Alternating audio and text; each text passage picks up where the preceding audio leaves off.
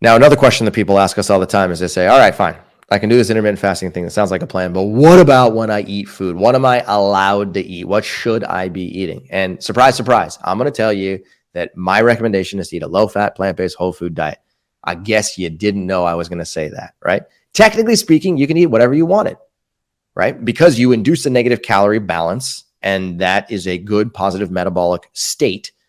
But then what you likely don't want to do is go into the fed state where you're actually inducing inflammation because of the quality of nutrients that are coming into your mouth or because of the quantity, right? So a low-fat, plant-based, whole food diet is going to help with weight loss, help continue to keep your immune system strong, help reduce your risk for heart disease, and help reduce your risk for insulin resistance and diabetes, okay?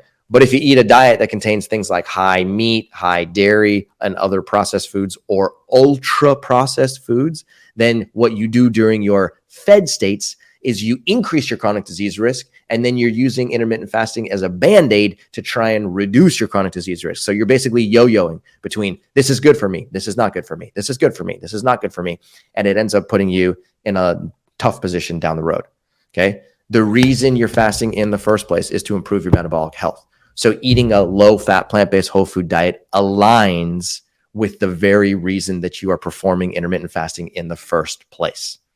So if you look on your screen, you'll see that we categorize foods into green light, yellow light, and red light.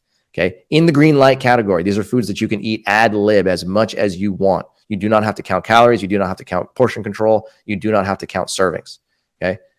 We say this because in the overwhelming majority of people, when they increase their fiber intake from fiber-rich foods, from fruits, starchy vegetables, beans, lentils, peas, intact whole grains, leafy greens, non-starchy vegetables, herbs, spices, and mushrooms, the more of that material they eat, the more fiber they put into their digestive system, the more full they become. I know it's counterintuitive. You might be thinking to yourself, whatever. When I eat fruit, I'm hungry 10 minutes later. The answer is, I'm not asking you to just sit there and eat fruit. I'm asking you to eat a fiber-rich collection of foods. And when you do it that way, you're eating a lot of fiber plus water, which is called bulk.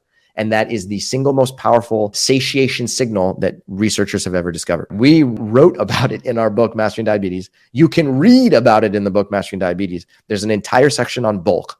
And all of that research is derived from a woman named Dr. Barbara Rolls, who has created an entire system called volumetrics, which is mind-bogglingly powerful. Here's my point. The green light collection of foods is real good for you. Can we maybe blow that up on the screen? There we go. I like it. Okay, let's get that nice and big. The yellow light category includes foods that you can certainly eat, but just have them in small quantities because they tend to be a little bit more processed or a little bit more fat rich. Number 1, nuts. Number 2, seeds. Number 3, avocados, then coconuts, olives, soy, pastas, and breads. Okay. Again, a little bit is okay. A lot of it can turn into a little bit of a challenging metabolic situation. Finally, in the red light category, these are all the foods that have documented inflammatory effects. Okay. And I know a lot of people are going to say, Cyrus, what are your sources? Cite your sources for every single one of these. I've done that before, and I'm not going to do it right here. But the point is that the more dairy products you eat, the more eggs, the more red meat, the more white meat, the more fish, the more shellfish, the more oil you consume, the more refined sugars, and the more pastries and breads you put into your mouth, the higher your risk for many chronic diseases.